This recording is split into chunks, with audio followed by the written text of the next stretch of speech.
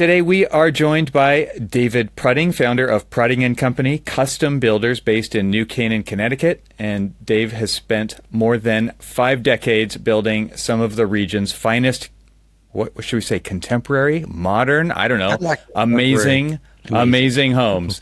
And he's worked alongside an extraordinary roster of designers, including Stephen Hall Architects, Toshiko Mori Architect, Joab Moore and Partners, Olson Kundig, Kieran Timberlake. It's kind of the who's who list of residential buildings, I would have to say. And David's story starts in northeastern Connecticut, winds through Syracuse, Cape Cod, and even a stint in Houston, where he and his wife became a standout husband and wife roofing team before ultimately finding a unique niche building and restoring minimalist modern homes in the New Canaan area, deeply connected to the legacy of the Harvard Five. David has captured that journey and the hard-earned lessons behind it in a new book, A Builder's Life Done Well, which is a candid reflection on 50 years of building, bridging the gap between architectural vision and on-the-ground reality, and running a values-driven business. So, David, welcome to ArchiSpeak. It's great to have you. Well, thank you very much, Evan and Cormac. Well, I would love to kind of kick this off, and I'm gonna hold this up for the people who watch this, and Cormac's got one too, which is a copy of the book. And this is not a tiny book, Dave. And what I love about it is that you actually, I think, mostly made this book for architects because we just like to look at pictures more than anything. Well, that in the intro, it's about the pictures and more pictures and pictures. You did. And they're all over the place here. And I'm like, boy, I should put all this together in a book. Well, what's amazing is the photography is incredible photography. And I know that you also wrote about that. You wrote about how important that is when you're trying to develop your business, and you have definitely invested in that. So I just want to throw it out there for architects who might be interested in the things we're talking about today. This book is worth grabbing a copy of because it's a wonderful coffee table style book, and it's full of amazing images. Well, thank you, Evan. And I got to take this opportunity. It's available on Amazon. You do have to take this opportunity. Yes. We want to help you sell this book, Dave. Yeah. As far as the photography, you brought up a good point. We're very fortunate here in the Fairfield County and Westchester County, New York, and Fairfield County, Connecticut. And then we work a lot in the Hudson Valley. So this is a very high-end part of America. And the clients and the architects and us as well can afford high-end photography. And typically, or commonly, I should say, there'll be a group of us. The architect might ask us to share in the costs, and the owner may share as well. And of course, we're more than happy. And I learned a long time ago that your photography and it sells your work. And the advertising that I've always done here as a company in magazines, shelter magazines, etc., the last thing in the world I'm going to say is on time, on budget. It's just put a photograph and a phone number and judge for yourself. A lot of this work is extraordinary. And if you can do it, then this might be somebody to call. But you're absolutely right. Photography is critical, and good photography, the better, right? That's right. I didn't see a bad one in here. There's not a bad shot. There is a bad shot in Actually, it could have been better. Some of the images are dark. I'll share that with you. It's funny. That's the mark of a true craftsman. It's just like, yeah, it's good, but it could be better. Well, it could, actually. And I was just chatting here with Evan and Nicole. There's a total of 45 different projects represented in this book, to the exclusion of another 15 maybe that either we don't have photography of or no permission to represent. So it's pretty broad strokes. And I did that on purpose. I don't mind sharing the truth to involve as many of our architect friends that we work with as possible to share what they do as well. I'm actually looking at some of the photography in here, and I was somewhat drawn to the Marcel Breuer remodel that you did.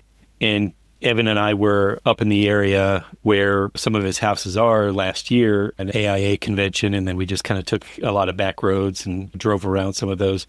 And the thing that just strikes me is, one, that I get to see some of the things that we could only see from the road. Yeah. But there's more of a peek inside of, not just inside the house, but inside the way things go together. I mean, the photography isn't just about setting the stage for a good space or a good image, but to me, I am more of a, well, I won't say more of a, but I lean more towards the technical architect side of things, where I can look at and see good detailing, good joinery, good things like that, and ultimately that good conversation, that good dialogue that you have with, your architects and your subcontractors and things like that, to really kind of like deliver an amazing project that ultimately turns into a really good picture. That particular project is detail rich and kind of crazy. Yes. There's an image in there of an upstairs, downstairs hallway, or I don't know, stairwell. I remember that was the first time we ever had to drop a ceiling below the top of the glazing. Well, the windows are So you didn't taller see than the edge of the ceiling. framing. And then Okay. how, number one, and how do you finish the side? And and then there's a whole lot of come together on that job. It's a group effort, right? It takes a village. Yeah. Got to figure out, how do we do this? The interesting thing, I don't mind sharing this. On that job, there's a cantilever of like 17, 18 feet. For that bedroom, there's an image of a lace recliner, and you're out over the backyard, and it is a cantilever out 17, 18 feet, and the camber on the steel was misrepresented. The intention was that the weight of the concrete subfloor would flatten it out, but it didn't. And we had to screed gypcrete half an inch to find the perfect level before we could set the glazing. So you were adding weight to kind of get that camber to drop get a the camber little. down. It was miscalculated. That's not something easy, obviously, but it was an interesting challenge we had there. That's quite a project, yeah. And here on my projects, I'm trying to lose weight, and here you are adding weight. So am I. Okay. Yeah. So I want to talk about the projects from like a complexity standpoint as far as the construction goes, because these all look like challenging projects to build in one way or another, and they're not traditional. Maybe there's some traditional methods involved, but a lot of times there's some really, like Cormac was saying, there's a lot of really intricate detailing, new methods maybe at the time that you were building them, lots of materials that are very different than standard materials. Yeah. And I'm just curious, like your mindset when you saw when these designers, these owners were coming to you and saying, here's what we want to build. I'm just curious what your response to that was, because I think it's hard to find a contractor willing to build these types of projects for a lot of owners and a lot of architects, and it seems like you were kind of up for the challenge, but I'm curious to hear kind of how you responded to that Good question. challenge. And I would look to Evan and Nicole and say, they'll figure it out. Help him though. I literally did, and I said so in the book.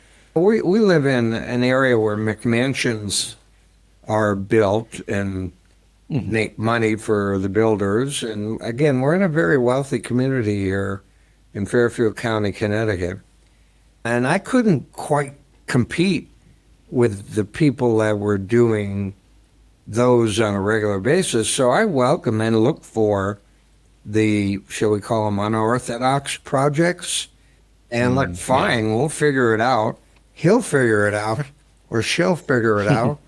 And again, I want to give credit to, I have a spectacular group of people here, and they figure it out. But so I like that. I mean, I want that. I want to work with Toshiko Mori.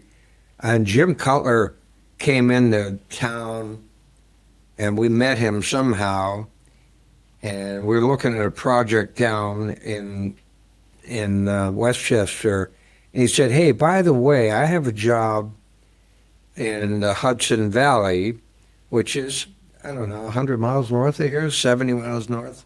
And it's a big area of second home and second compound. I think a lot of it has to do with COVID. Suddenly, people were buying 200-acre plots up north because they could afford them.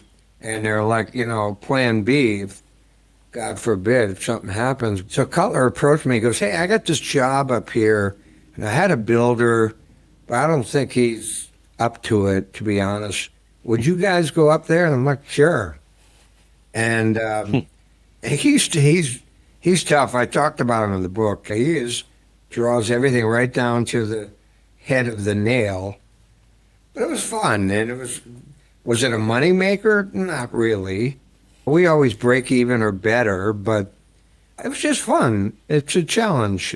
I remember walking up the hill with him, laying out a driveway. We had to get to a spot, I don't know, 700 foot higher, and walking through the woods and yellow tagging trees and don't touch that one, and whacking our way up the hill. So absolutely, I'm not asking for the harder the better, but we tackle some tough ones. And I think everyone here would tell you, great, it's fun, and we'll figure it out.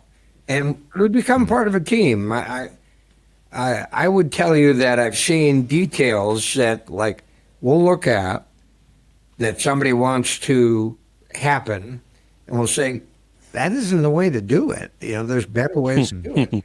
And again, as I mentioned in the book, the smart people that we work with, and I'm sure there's many of you that feel the same way, look, let's work it out together. What is your intention? What do you want it to look like? Maybe we have a better thought or process, and we're happy to share that. Can I interject something here? Okay. Jump in. We got to see you. We have to see you. Who's talking? Yeah, out of turn here. But This is another Evan. No. Tell them who you are. I heard you. yeah, I'm Evan Cormac. I'm a project manager here, coming up on 11 years. I think in some ways, like, getting the challenging projects also becomes like a kind of a self-fulfilling loop, because Dave keeps hiring people who trained as architects.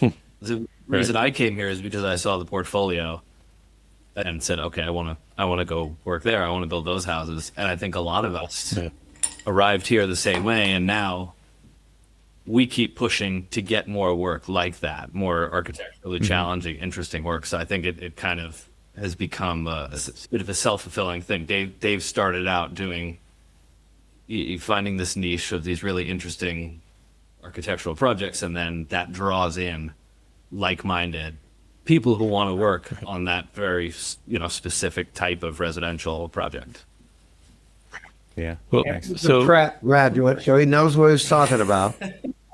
You're hogging my spotlight here. He's a very bright fellow, and he's done a number of very challenging projects here, one of which I can't really speak about, can I? An air of mystery around this. Rent from like that. You gotta go. is that? I was going to say, is that the second book? And we just restored a prominent Frank Lloyd Wright house in the state of Connecticut. Okay. That was fun. Nice. I know which one you're talking about, but I'm not going to say anything. But we won't talk about it. Restoration, no additions or alterations. Just make it That's better fantastic. than the original statement. Well, we could have gone on a completely different tangent about Frank Lloyd Wright and his details, or sometimes lack thereof. But we'll talk about that. Can I interject something? In part two? Yeah, You just reminded me. sure. One of the biggest turn-ons in my life, architecturally, aesthetically, I went to a church, and I think it's Wauwatosa, Wisconsin. It was a Greek Orthodox church designed by Frank Lloyd Wright, where there were no 90-degree angles in the entire building. The dome ceiling, which apparently is prominent in all Greek Orthodox churches, was done in cement, and it was resting on ball bearings or long ball bearings to allow for expansion, contraction. But walking into that building and not seeing a right angle is just like, what is this? Yeah. This is art. This is something. Makes you notice, right? It makes you notice. Anyway. Yeah. If you go to like the backlog of any of our episodes, I'm the guy who talks a lot about Wright. I volunteer at his home and studio every so often as a docent and stuff, and coming to discover Wright a little bit later in my architectural career, because as you're going through architecture, somebody will say to you, it's like, oh, do you want to be the next Frank Lloyd Wright? You're like, no, I want to be the next Cormac Phelan instead. And so you kind of push back from it. But the more and more you look at it, the more and more you're like, man, this guy was good. Yeah. This guy was really Well, the only good. thing I'll share with you about this project is the revelation was that some of these inexpensive materials that were used Yeah. that really aesthetically were like really well done. It really worked. It doesn't have to be the most expensive, plywood paneling. Exactly. Yeah. It worked very well, but we've made it shine, so it's going to shine on, we hope. Yeah. So I wanted to bring up one thing, because I noticed that, throughout all of the different chapters of your book, one thing was very prevalent in every single one of them, whether you were talking about the client, talking about the architect, talking about the builder, is trust. And, one of the interesting things that I kind of saw is that, not only are people coming to you, as, you just talked about, James Cutler coming to you, but, all of these people who come to you, there's this level of trust that, each of these parties have to have with each other to be able to kind of execute some of these these houses that you've done. And I'm just curious, when, and Evan kind of alluded to, some of these kind of like weird details or things like that. And then the Evan next to you, we're talking about some of the challenges of seeking out some of these things. I mean, like as kind of a role, you've got the trust of people coming to you, but then do you become more of like a mentor to, both the client and the builders and the architect to kind of talk to them about like how you would actually execute the design? Because I'll say, and the reason where this question is really kind of coming from is I've always looked to the contractor to, help me understand and learn how things are actually built. This is my design idea. How do I actually build it the way that you would build it so that I can actually get the design I want, but you also don't pull your hair out and curse my name in the background when they say, oh, that architect, he doesn't know what he's talking about, or things like that. It does happen from time to time. It's Just a now and then. Well, Yeah. to answer that, Cormac, yeah, it's all about trust, right? I mean, we go to bed at night and you hope that the plumber gets out of bed at 8 o'clock because you got a problem at 9 o'clock, and the whole industry is built on that. But, trust is something you earn, and you have to have faith in each other. And of course, we're researched as a builder. Is this guy any good? And I recommend my clients, call the references so you feel more comfortable. We want to gain their trust. So we start out with that understanding, And of course, with the architect, it's like, thanks for calling. They provide the work. We don't. We get calls from time to time that start with us, but for the most part, it's you call us.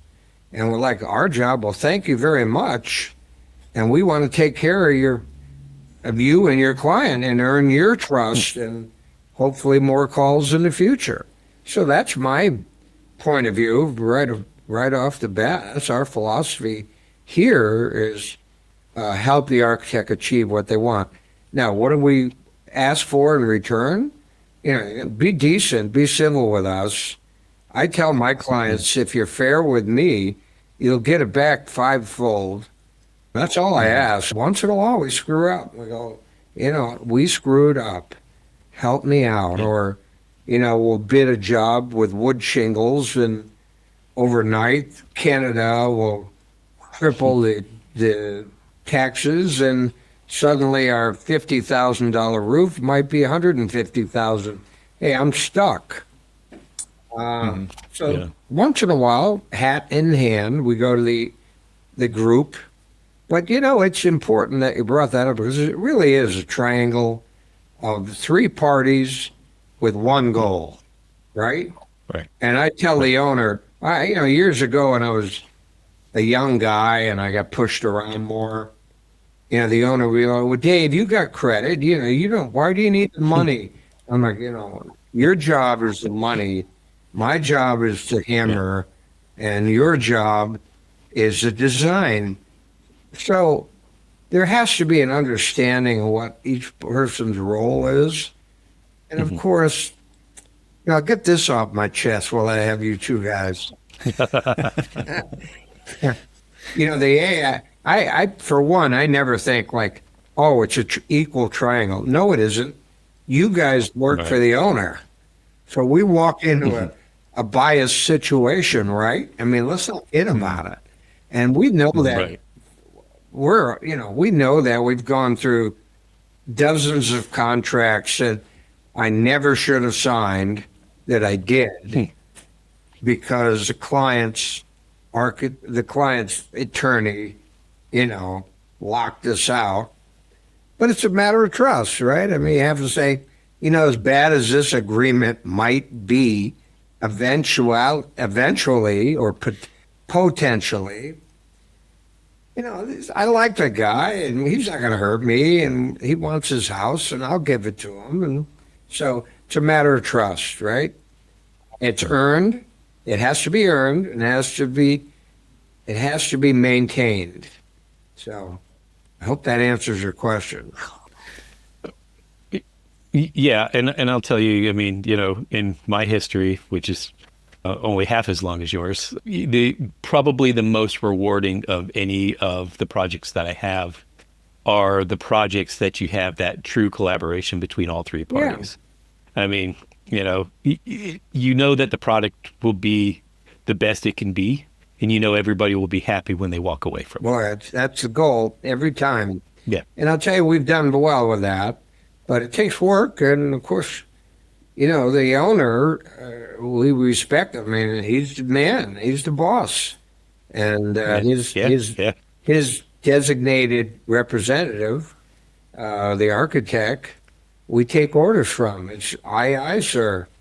I don't go on a job and try and take over. On the contrary, we want, when I was a younger contractor, I would have more to say than I do now in the way of suggestions. I suppose I was trying to establish the fact that I knew what I was talking about. Nowadays, I don't want to speak. We go into job meetings and trailers and whatnot. I'm like, you tell us. But when asked, these people know a lot, and and I encourage them to share what they know, of course, in the spirit of let's do it really well. So I think you touched on that. It's three parties with one goal. Yeah. You have the vision, the owner, and the financing. You hire the director. I made a reference to a movie. You hire the director. He's telling us what to do. representing you, and then we're the players. We get it done, and worked out so far. But that's the system. Yeah. I'm curious, Dave, if you could share some experiences, like some of your favorite experiences working with owners and architects. Like what about that chemistry is something that you feel is like I want to hear like the best examples of that, because I think it's good to inspire people to what's possible out there, because there's, speaking back to Cormac's point, like there's a lot of adversarial relationships in this triangle, right, out there in the world. But I don't want to focus on that part of it. I want to focus on the positive side of it and say like what's possible. And so maybe if you could share some examples of some of the really great experiences you've had. Again, when there's trust and communication, camaraderie, a little bit of camaraderie. We've had some great experiences recently. Personally, I'm not as involved at that level anymore, but our project managers, like Evan, will report to me like, gee, it's a pleasure working with so-and-so. Available to get on the phone. Available, here's a real killer, available to make decisions.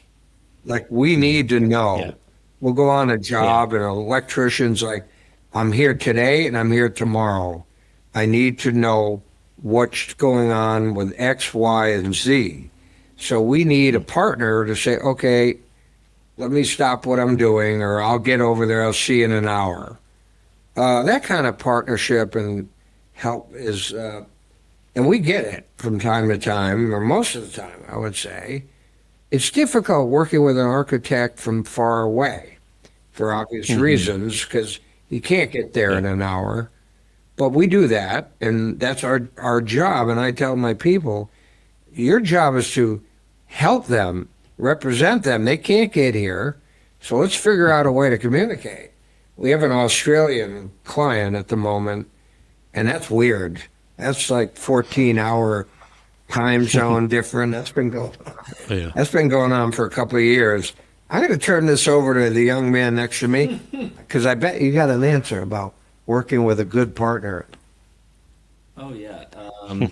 Important. My favorite clients are always the ones who are doing it as a passion project.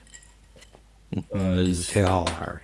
Like it's supposed to be fun. Like at the level that we're building, Right. it's you can really have fun with it. It's you're building a dream house. You have a big budget.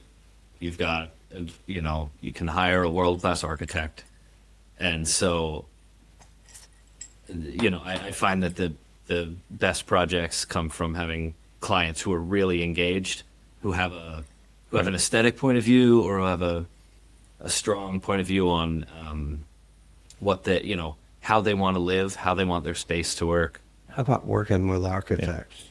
Yeah, Project managers you work with. yeah, I've had really good luck with all the teams I've worked with. I think the most interesting client architect relationship I had was I built a house 5 or 6 years ago with a woman who was a really eccentric, fantastic woman who had lived all over the world and had very strong point of view about how she wanted to live and use her space, and that was very different from what we typically encounter in this area. And she hired an architect who was based in southern India, and she would fly him over for the meetings. We would have like 1 week charrettes where he would come over. We would meet 8 hours a day for 5 days, and then he would go back to India, and we would work for 4 or 5 weeks, and then he'd fly back over. Client lived on the site during the project, like lived in on the property, and was there nonstop. She walked the site with her dogs every day and checked in on everything. Yeah, it was a really immersive experience, sort of doing that project. But I just really appreciate that she was so invested in it and so excited, and always had a point of view about what she wanted, or how things should look, how things should be working. Yeah. I have my sister-in-law is doing a remodel of a house right now, and she was just visiting us. She's in Pennsylvania, we're in Oregon. She was just visiting us for the weekend. She's like pulling her hair out. She's like, "This is the most stressful thing of my whole life," you know. And I think a lot of owners go through that side of the process too, especially when maybe they're doing a lot of the work themselves to try to save some money. And it's interesting to kind of see the spectrum at which, like you guys are talking about, versus kind of the do-it-yourselfer mentality that's out there as well. And it's interesting the attitude and how much that kind of shapes the overall experience for everybody on the team, right? It's really interesting to show up to the job.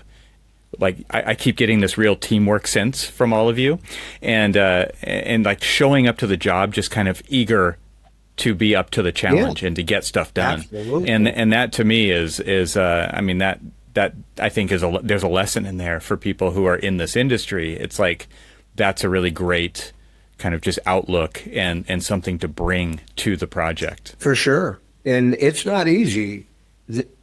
I don't want to brag about myself, but the best compliment I ever got was from Steve Kieran, Timberlake Architects, who I'm not particularly close with. And we did a spectacular job. The owner hosted a success after the job completion party, which everybody threatens to do, but very few actually do it, right? So I'm sitting there with Steve Kieran, and he said, "Dave, you know, this is great. You did a great job here," and blah, blah, blah. And I said, "Hey, Steve, I didn't do anything. I just made sure people were here that knew what to do." And he said, "Well, but you created the culture. You attracted people and you supported them." And I went, "That's a compliment. I'll take that." For sure. You know, I found this guy, Evan, over here, who has knocked out some beauties. Like the one he's describing is just, it's in the job there, it's in the book. But amazing project. And the architect, Niels Schoenfelder, right?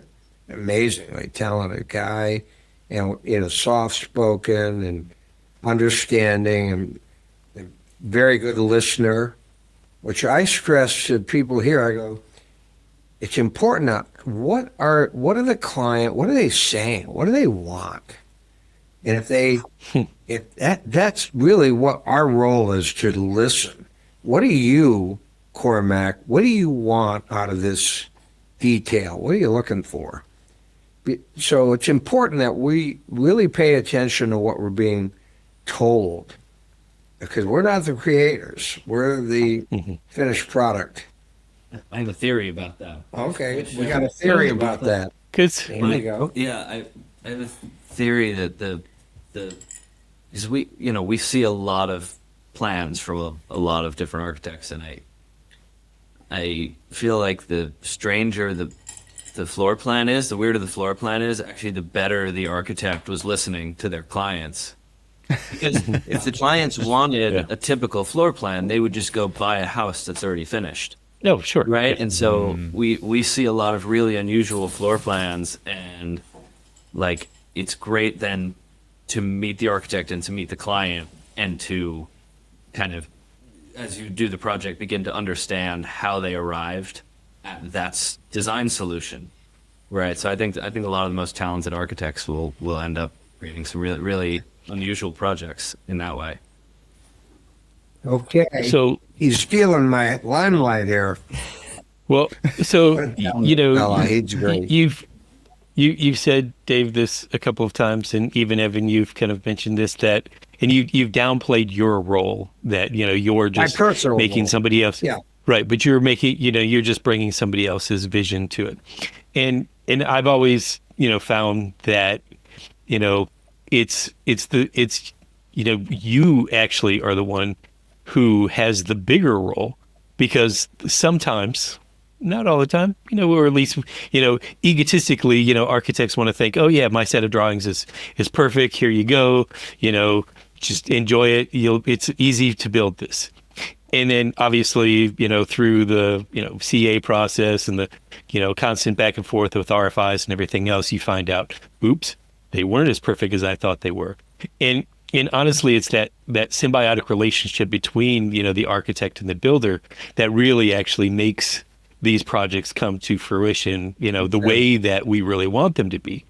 And so, I mean, though I kind of appreciate the fact that, you're like kind of taking a step back and say, well, but to be quite honest with you, I want to commend you, especially looking at, the breadth of all of the projects in your book, that like they would not be this if it wasn't for you.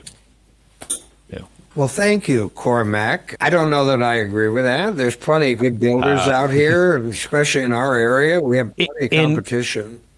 Maybe other people would not have as equal amount of interest in involving themselves in something this unique. They might like, I'd rather build a McMansion because, we know how to do that. We know how to put up crown molding, and we don't have to worry about so much about flatness and so on. So maybe they get dragged into a project that isn't as fulfilling, but to us, we want to work for you guys. We want the challenging projects. I think we covered that earlier, but it's more satisfying.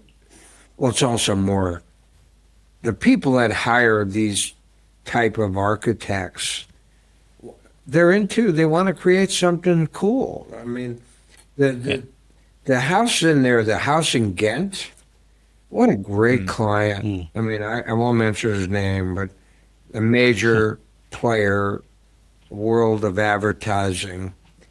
And he knew what he wanted. He wanted a statement, and he wanted a glass house. Philip Johnson Glass House is here in New Canaan. I'm sure you probably know that. We're in Stanford. We're right next to New Canaan. But that was the inspiration. And I remember, kind of funny, we had a meeting in our office with Toshiko Mori, who's a lovely woman, and I think we're her assistant and the owner. And I remember me and my big mouth were looking at these renderings, and I said, "This is wonderful. How are you going to build it?" It was just like air. It was glass. And around the corner was glass, and there was this flat roof on top. And I'm like, how? And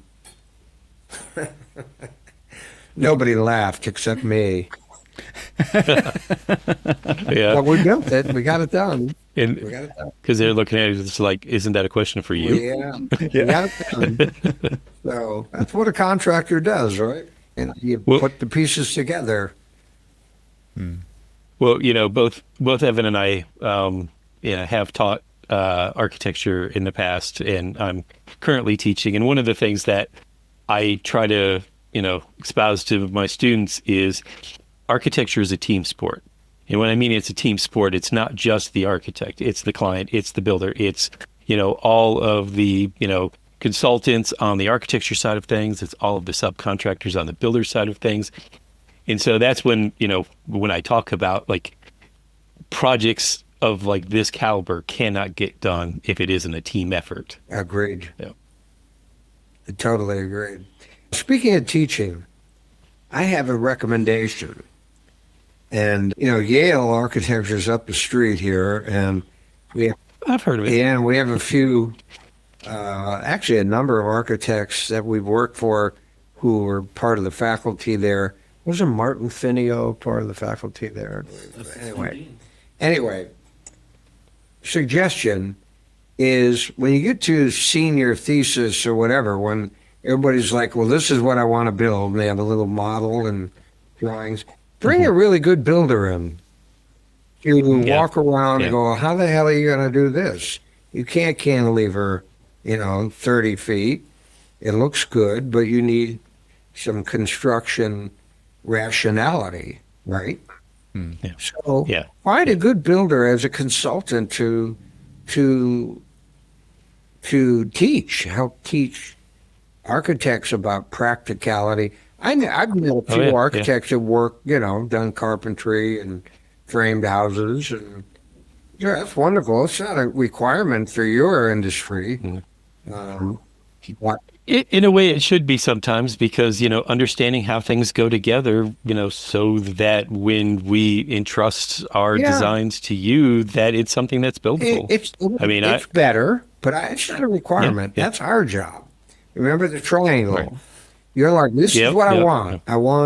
I want this overhang to be thin. I remember we had a job, I won't mention which, where they wanted a flat overhang on a flat roof of like 14 inches that was only, say, 2 inches thick.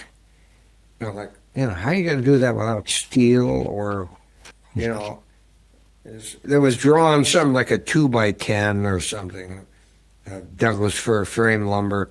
We're like, well, let's use an LVL or something more rigid, or Mhm.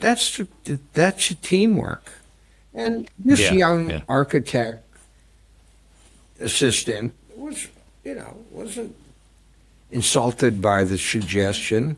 In fact, was receptive, and Yeah. you got a better idea. Well, let's figure it out. It's a team. Yeah. That's a triangle. Go. Architects love to try to do those thin profiles. And, it's always the question is exactly what you said is, how are you going to build it? Yeah. Well, Yeah. it's a team. You consult the builder. Yeah, absolutely. Dave, a couple of things that you've done in your career have to do with projects that you've hired an architect to build for you. Like you did a spec house and then you did I've another. remodeled, I think, 5 or 6 different buildings in this general area, and moved the kids in and lived in houses in renovation. Well, if you recall, I think it's still in effect, the capital gains exemption for the Yeah. renovation of your own property that you own for 2-year minimum, where you're a married couple, your first $500,000 of capital gains is tax free, or a single person with $250,000. I mean, where else in your lifetime can you work and make $250,000 and pay no taxes? So we did that. We didn't make necessarily $250,000, but I hopped around house to house, and yeah, I hired several different architects. It was fun. I was the producer. I had the last say because I was the client, but I was the producer. So I would start by hiring the director I wanted, right? The architect, the designer, and of course, I would challenge them or overrule at times. But I liked it. I loved the role. I love being the client. I think the reason I bring it up is because there's a lot of small residential architects out there. I think it's like 80% of practicing architects in the U.S. are sole proprietors or, very small firms. And a lot of times they're working with an owner who hires a contractor, and that contractor then is basically trying to say, like, I've got you covered. You don't even need to worry. Like they're trying to distance the owner and the architect, or just not even try to get the owner to go with an architect. And now here you are. You're a contractor, a fine home builder, in fact, and you've been there, done that, and you're still hiring an architect to design and to direct One of my pet this peeves, movie, Evan. right? The design builds. I mean, are you good at both? Design build. I really don't like that, and I think I see mediocrity. I'm not saying 100% necessarily, but yeah, how can you be good at both? If you're a good builder and a good architect or a designer. So no, I do not advocate. I tell people when I get a lot of inquiries, sure, you can talk to a design builder. Maybe the guy gives you a solid B- design. I don't know, but that's not my advocacy. I say get a good designer, and it doesn't have to be. Everybody starts small, right? Architects, builders. So I would advocate for hire a designer you like, and I think I mentioned in the book. Meet with them several times, talk to their references. It might be an architect who's breaking away from, prominent architect firm, but he's worked on, and he did several jobs, and you got a lot of enthusiasm and excitement there. And in fact, I have family members that call me and they go, Dave, we're looking at a house and da da da, and what do you think we do? And we interviewed, a prominent guy, and then we interviewed somebody who just started their own firm, but we really like her, and we think she has some great ideas, and she's enthusiastic and available. We know architects will be like, sure, we'll go to work for you, spring 27, Right. And most people can't wait around if they're hot to trot on something. So, Right. no, I'm not an advocate of design build. I'm an advocate of hire a good designer and find someone to make it happen. Best person for the job, best tool for the job, and not settling for a B minus, right? Like that's really what I'm getting out of this. Definitely. Yeah. Look for the best. Hey, we worked for some small firms, and I'm thinking of one out loud, but not out loud. And clever ideas, a RISD graduate, female, Rhode Island School of Design, from LA. You may not have heard of it, but great gal, and she had some great ideas, and it was a good situation. And yeah, we love to help. We want to help her. So that's who we are.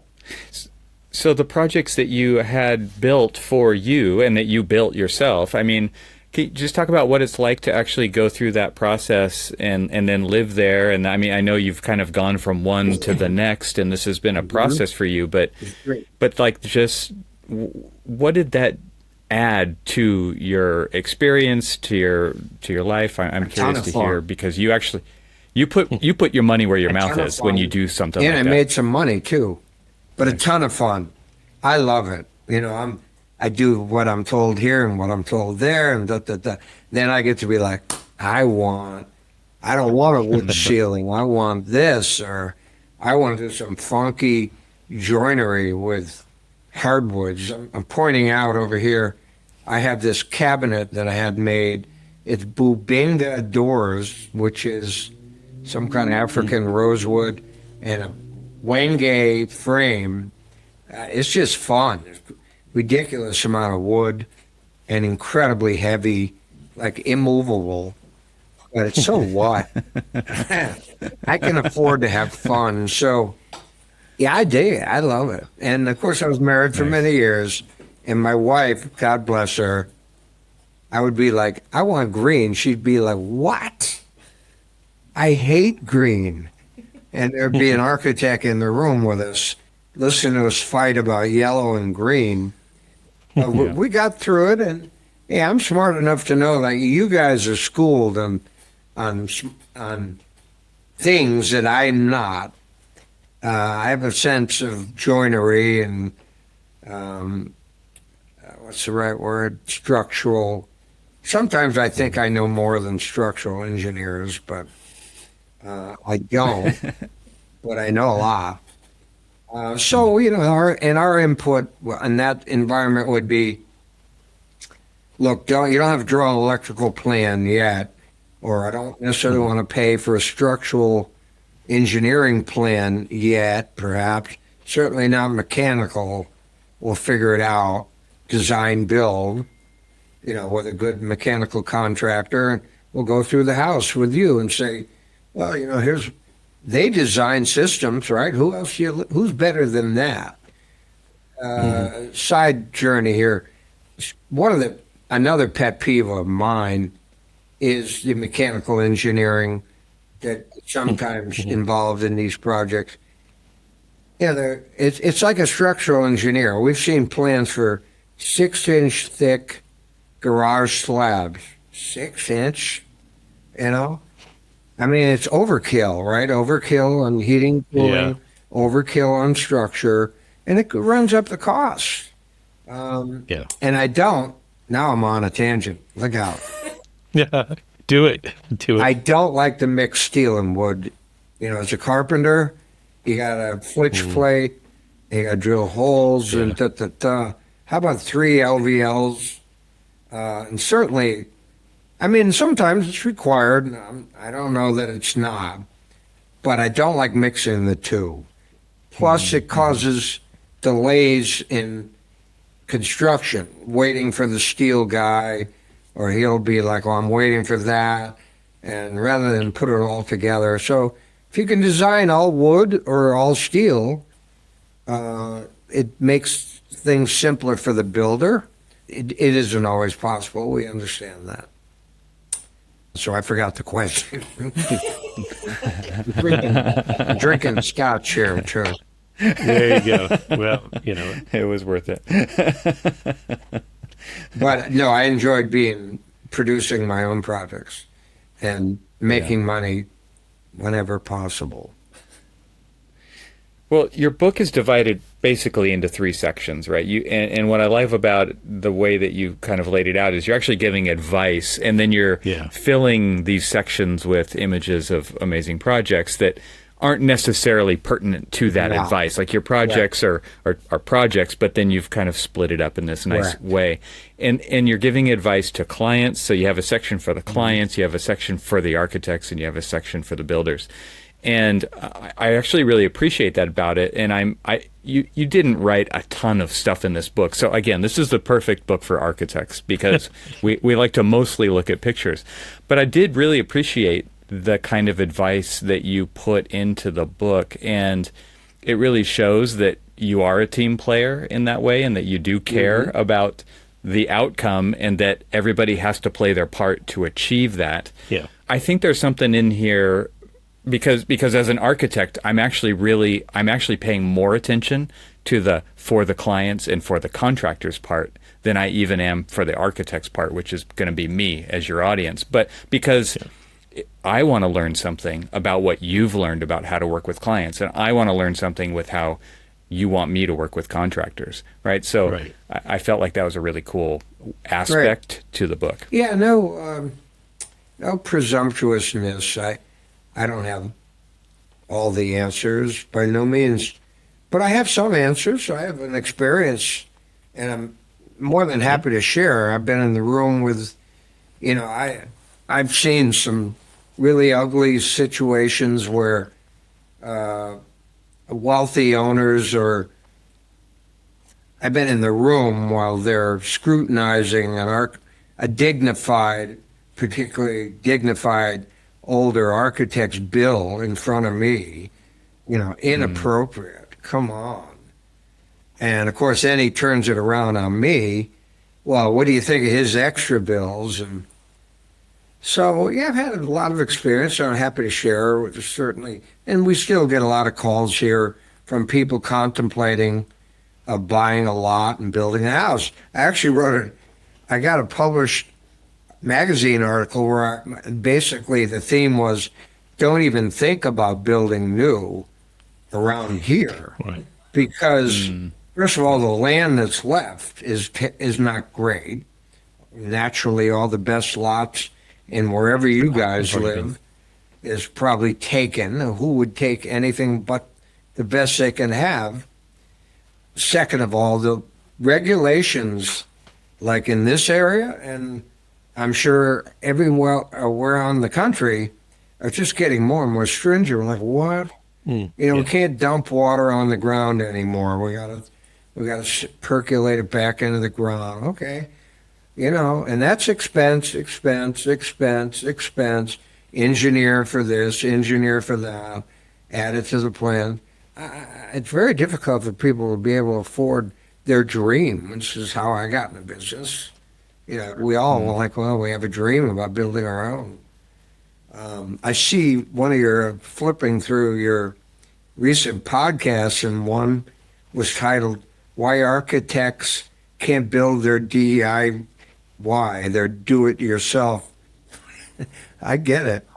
I get it. But no, it's just a difficult market out there right now. It's so expensive, and the added regulations not making it easy. On the contrary. Yeah. So Yeah. I don't know. I'm trying to tell people, like, forget buying a lot, buy a tear down, or buy the nicest house or the ugliest house in the best neighborhood, and then fix it, change it, and that's you guys got to have the vision. Like, I think I know what to do here, because these old houses are probably sitting on some decent lots with views or location or something, and start from that. But starting on a raw piece of ground, oof, drilling wells and septic systems and driveways and clearing trees and landscape. So look for a tear down. I mean, that was part of my advice. And interview architects, definitely hire an architect. Well, I used to hear, like, what I'd get called in on a renovation or something, or potential, and I'm like, well, where are the plans coming from? Who's drawing the plans? Well, my husband's best friend from, University of Michigan, who lives in Palo Alto, is going to draw it. I'm like, no, out. Thanks. Out. Thanks for looking out for us. No, it's like, what that says to me is cheap. We're not going to pay an architect down the street who we interviewed what he wants. We're going to go cheap with the brother-in-law. What does that tell me? They're going to go cheap with me too. They're not willing to do it right. Then maybe this is not a project we want to be involved in. I got a quick story. Or we've been put. I got a great story for you guys. How long do Go, we got? go ahead. Do it. No, you're good. I got a good one. Totally good. So I got a call years ago. I met a woman, and she wanted a barrel vault, copper-clad entry to her house. And she had some doodles or something, cocktail napkin. And I remember banging away on me. Well, how much is this? How much? Just a guess. I've learned, like, first number you hear, you never forget it. So, how much? What do you think? And I'm like, I have no idea. Just give me a guess. I'm like, fine, 35,000. So a few days later, I'm talking to a lumberyard friend of mine. He goes, hey, Dave, I heard you're really expensive. I go, what are you talking about? The woman with the barrel vault called the lumberyard. Like, do you know any builders that I should talk to? And he said, yeah, call Dave Prutting. She goes, oh, not him. He's outrageously expensive. The moral of the story is, don't offer a guess. Yeah. Because they never let go. Well, you told me years ago, it was going to be this. They don't forget. So It's price anchoring. Price anchoring is a real psychological boy, I don't thing. know how you didn't do it either. Yeah. And how many times have we heard, well, our architect told us it was 300,000 and you're 600,000. And, it comes back, right? So what do you think about that part of it? A lot of people who go to an architect think an architect should know how much it costs to build the thing that they're designing. Yeah. And I think a lot of architects don't know because they're not the builder and they're not working and ordering the materials. And so I'm curious, like, this also kind of points back to this, like, you got to have all of the parties at the table kind of a thing. Well, when you're in the design process. That's what we call negotiated bid. You want to chip in on this, Evan? Might be better. Yeah. I would say that 60, 70% of we rarely do lump sum bids that are, and frankly, I prefer that. I'm comfortable. I like to make a deal, and then I don't want to quibble about, well, you gave us an allowance for, $50 per door hit knobs, and now you're at 300 or whatever. Well, you chose Baldwin or whatever. So the negotiated bid, most of our jobs here, I'll describe that for you, and I'll let Evan chip in. A client will come and say, well, this is what we have. This is the first round of plans, and we'll try and give realistic budgets, like based on prior jobs of similarity, and then we'll establish a number. It's a guess, an educated guess, and then we'll fine tune it based on, well, gee, do I have to spend X amount of money on my master bathroom tile? Isn't that a lot? Well, a glass tile is da-da-da. So a negotiated bid is open books. We'll say, well, here's the estimate we got from 2 different electricians who we like to use. Now, granted, our tastes are perhaps more expensive than the average, but you've accepted the fact that we're a high-end builder and do a good job and support the work and all those good things. So you have accepted the fact that we're going to be perhaps 5% more than average, but not necessarily. But so the negotiated bid works like that. It takes months. You guys would call it pre-construction, where, and I always tell people, you can walk away. I mean, we like to get paid for pre-construction. We think that's a reasonable request, and we oftentimes will give back the money if we go to contract. But you can walk away. So we're basically a price consultant in terms of negotiated bid. You have a comment here? Hang on. I'm going to give you one. Yeah, I mean, I think we're big advocate of pre-construction,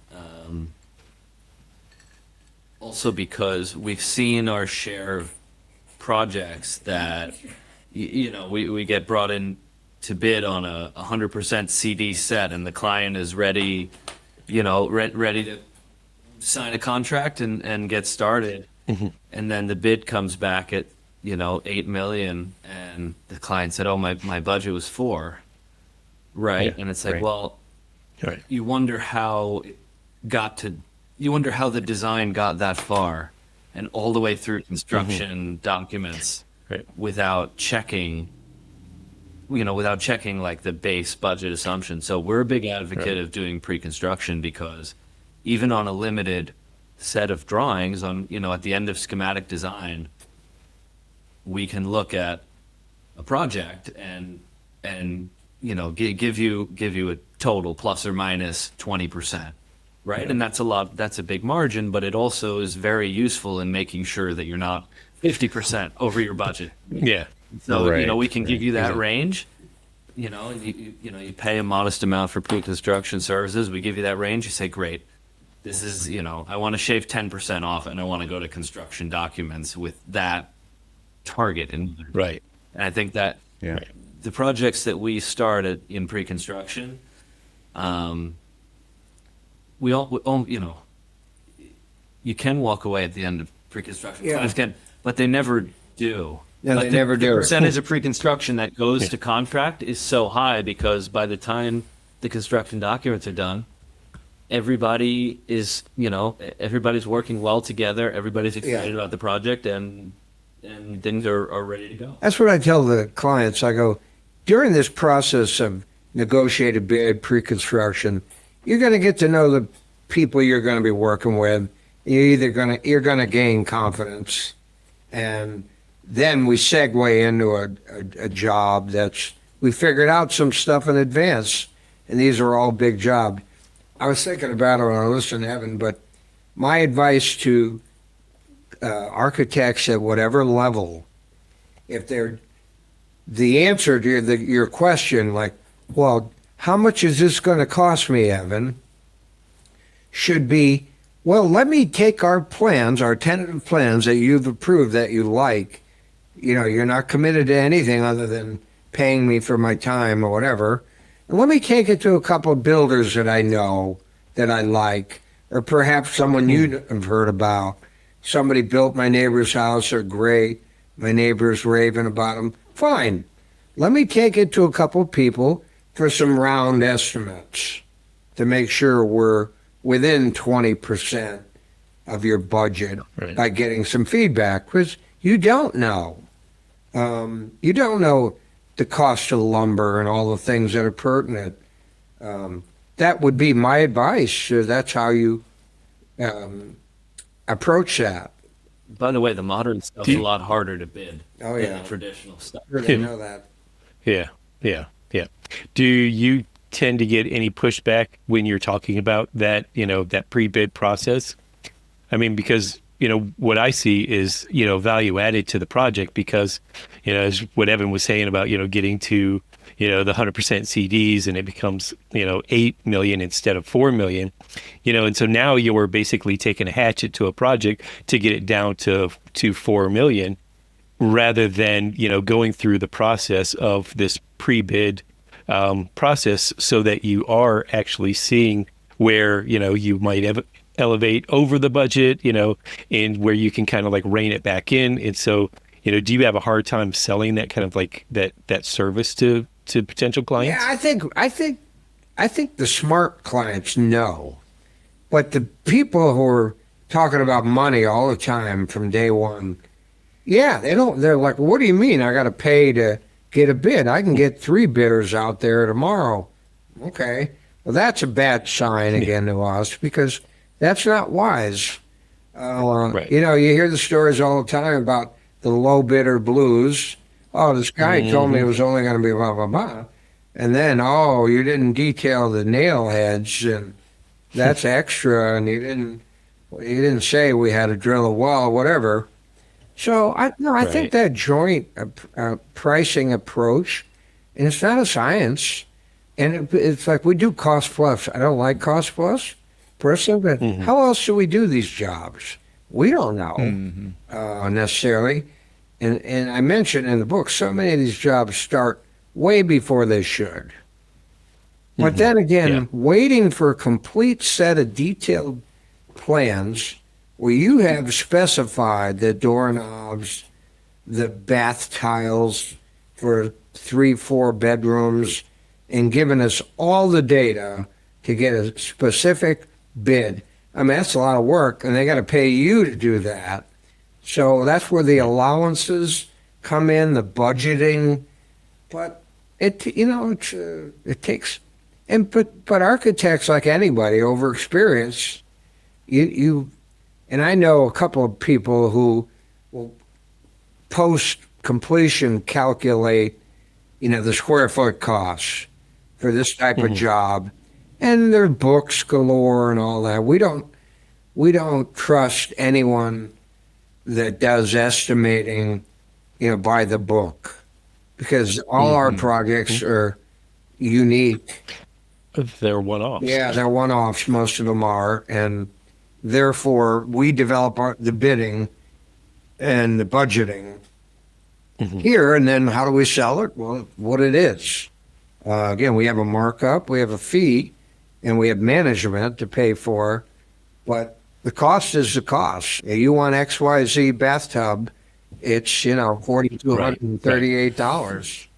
Yeah. I mean, if one guy says it's $2,800, he's lying there. Yeah. Yeah, we always just like, you get what you pay for, right? And when they say it's the low bid, you can see the big difference between what you're producing and what that low bidder is producing. Cormac, I have an admission. When I was a nobody builder, I was a low bidder. And I knew, if somebody's bidding a job against us today, or if I'm bidding a job against our company and I don't have our credentials and our portfolio and our history, and I better not be the same price, who would you hire? If you have an excellent contractor in your area and you have somebody who's competing with him, he better be cheaper. And I have these guys that go out on their own. They work for a sheetrock company or something. They go out on their own, and they're like, well, I get the same square foot as, my former employer. Well, you're not your former employer. You don't have their credentials, their track record, their skill set, their capabilities, their number of employees that could do 2 jobs at once. You better be cheaper. So right? And it's just, Mhm. we pay for Architects do the same thing. Yeah, see? So are we learning each other, gentlemen? Are we learning? Yeah. Yeah. Something that Evan mentioned earlier, and it's in your book too, is that you've at some point began hiring more architectural Yep. professionals Yep. into your Big company. move. Can you talk about, yeah, talk That about was a that? big move. It started on my spec house there. An arc, that was back in 2008, I think it was, when the economy, I don't know where you were then, but crushing everywhere. Oh, I yeah. remember visiting architect's office in Manhattan. I used to go out regularly with my portfolio. Hello, I'd like to, call us. We're good. I remember walking into firms where there'd be, 20 desks and only 3 people working. So a lot of people were getting laid Yeah. off, and it was slow. That was when I built a spec house like an idiot. But I kept a lot of real good tradesmen close at hand working for me. Um, One sec. What was I thinking about? Okay, I gotta come back around there.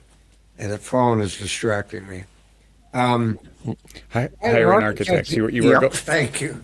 So, uh, the project architect on my spec house, it's called the New Canaan Modern Cools Out job. And again, I gave these guys like, knock me out, give me something cool. He got laid off, and I ended up hiring him from the architect's firm just to finish my job. And he was a teacher at RPI up in Troy, New York. Yep. And I don't know, then or a little after that, he called me and goes, "Hey, Dave, I have these really skilled, talented people that can't get a job. No architects are hiring. I really recommend you talk to them." So I ended up hiring 3 grads from RPI. One of them finished first in his class.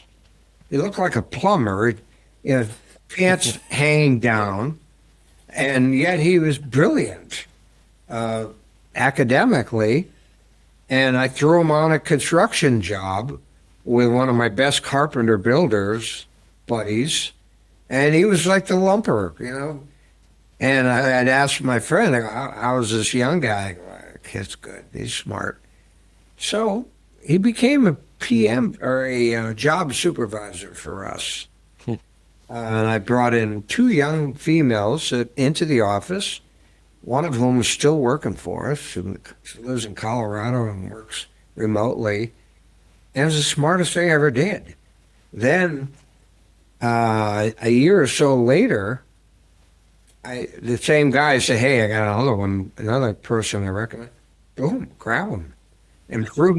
So talk about why it was the smartest thing you ever did. I'm very curious Okay. why it was smart, but also what they're It doing. was a different working with you. mindset. I'm a carpenter.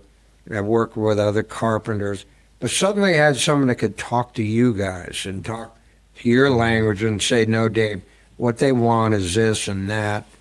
Plus, it was just an education level. Like here, Evan here is graduated from Pratt, right? Mm-hmm. And he worked for, what was the firm he worked for, the big one? SOM. SOM. And it elevated our capabilities, right? Well, he knows something. He used to build models for SOM, Evan did. I was looking for something different, and I wanted to get in and offer my clients and architects something more. So it was a good move. It was a great move. It's paid off handsomely. Of those 4 Nice. people that I hired from RPI, 2 are still working for us. One left recently. So we're talking 10, 15-year careers here. And they're happy. Yeah. They're still around great architecture, but it isn't necessarily something they create. And then we've had practicing architects, just say, "I'm tired of it. I want to be on your side," that have approached us that we've hired and who've become wonderful project managers because they know the deal and they know the intent. So yeah, very smart move on my part to broaden the capabilities of more tools.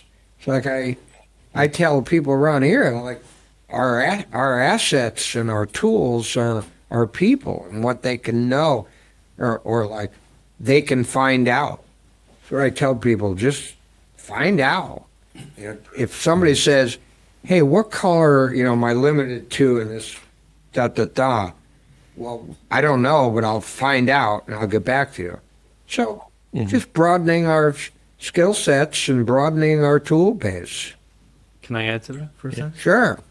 Here's Evan. I think a lot of times clients or architects may not realize how many decisions the contractor makes on their behalf. Yeah. Small, like, hundreds and hundreds of small decisions. Where do I put that outlet? How do I terminate the trim at this corner? Is that corner looks a little wonky. Is that acceptable or not? Right? Do I just keep going, or do I stop everything and have them rip it out and do it again? And I think those decisions are made differently when the contractor on site is an architect. When the contractor on site is there because, like, they're primarily interested in creating a great finished product. So I think that's also helped continue to bring in the caliber of work that Dave brings in, is that you see that in the finished product. So Dave, I've said an article. I have one sentence in the book I really was proud of. I was like, well, I don't who just makes decisions on the job, and owners really choke. Come on, I mean, we need to know what color you want, and have you chosen your tile for the bathroom? And by the way, the locksmith is going to be here this afternoon. Wants to know if you want a deadbolt here, or if you want that, or you want a lock on your daughter's bedroom. It's overwhelming. And it's overwhelming. And I remember we had a pregnant woman, the client, who I was like, wow, this is not healthy. And she was upset. So I said a line in the book. Turn to Cormac. Cormac, what color should I get here? It's your educated professionals. That's why you hire these people, to help you make decisions that, frankly, is not your expertise. So when you asked me about how I was as a client when I hired the architect, I had big ears too. I'd be like, well, what do you think? And I had some situations that were, go for it, that I was very happy with the results. So hopefully we answered your question. Yeah, nice. Yeah. Dave, do you mind if I ask Evan one real quick question out of curiosity? I know he's much easier to look at than I will. Well, no. So, as an architect who's, basically gone, let's say, to the other side of the table, I mean, I'm just kind of curious, obviously you're not looking back, but, what was that transition like, going from, working for notable firms, large firms, things like that, to this type of a career pursuit? And because there's so many people out there that don't necessarily feel like the traditional architecture path is right for them. Yeah, it was great for me because I was never a particularly good designer. I was always more interested in the technical side, in the execution of the project, and seeing how all the trades came together. So I think there's a lot of opportunity for people who trained as architects but are more technically minded. There's also like some quality of life aspect to having a job where you're on site all the time, right? There's something really nice. I mean, I'll spend 2 or 3 days a week on site, and there's something really fulfilling in that. Something really satisfying about that. I would imagine too, like, just actually, going from paper to site, right, and just getting all of that input and seeing it happen. A lot of architects don't get to experience that these days, right? A lot of, especially new graduates, they're just like, mouse pushers, keyboard clickers, and they have to produce drawings, and they don't get, it's hard to get, I should just say, that to get out on site. It's hard to get that real world experience because it's not where their value is assigned to in a modern architectural practice. And I would imagine it's very different in a contractor's kind of in your world. You said that very well. And are you done with Evan? Oh, Also, I've learned most of my job by talking to the tradesmen on site. Like, Yeah, there you go. Good point. They're the best resource. And Good point. That absolutely. yeah, that's Yeah, I mean, if you've got a plumbing issue, you're like, well, what do you recommend? Why do you use mixed tubing and not copper? How come? Right. And it's a learning experience for all of us, sharing info and knowledge that we experience. My contention is the best designs come from the architect's mastery of understanding what the materials that they design with can do. And the best way to learn about that through my career has been to talk to the trades who put it in. To say, hey, you've been designing with this type of window system, but that's not really the best type to achieve what you're trying to do. And, the way that you're showing the detailing, would be better if you did it like this. And I've learned how to, improve my craft by understanding the materiality, and where do I learn that from? Exactly what Evan said. You learn it from the people, the tradesmen that you work around. That's a bigger triangle now. Even bigger triangle, yes. No, we have. But still a triangle. Absolutely. Yeah, it's not a triangle anymore. Yeah, it's all of us. It's Exactly. indeed. Yes. Yeah. Well, Dave, this has been a great conversation. Thank you for going down all the different trails with us during this. The book, I'm going to hold it up one more time here. A Builder's Life Done Well. And this book is available on Amazon. We're going to put a link to it in the show notes for this That'd be nice. episode. I don't think authors earn enough money for the amount of effort that are put into these books, but I really appreciate the thing that you've put together here, and I hope you sell millions of these books, and we're going to do our best to help promote it for you. And it's been a really fun conversation. Well, I appreciate Thank you so that, much for Edward. And it's not a money-making procedure, but it's like a spec house. I've said in the book about the spec house. I had so much fun. It was so much fun, and learning about how to qualify for the lead. Remember back when the lead was a big deal? How to qualify. You can't use bamboo because it hops under the stone wall and to the neighbors. So Right.